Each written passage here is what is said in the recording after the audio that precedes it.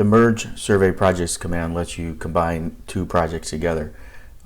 So if I, for example, had a crew that went out and located a bunch of data, and I have it in this project, and I want to bring it into the other project, or the main project, let's say, such as the survey control project, which I have here, you can see that the imported files are different than the crew files.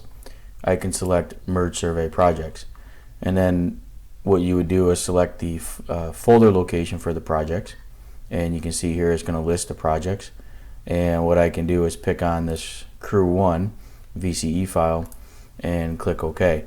It'll ask you in this case which coordinate system you want to hold. I'm going to hold the existing projects and click OK. And now you can see that those survey points have been imported in. You'll also notice the imported files. Now it copied the DWG that was in the other project, as well as the CSV file. The only data that actually was brought in was the points, as well as the layers from this drawing. So if you want the actual line work from this drawing, you would have to re-import this drawing or create an export of a VCL out of the other project. But this would combine all the project data into one project.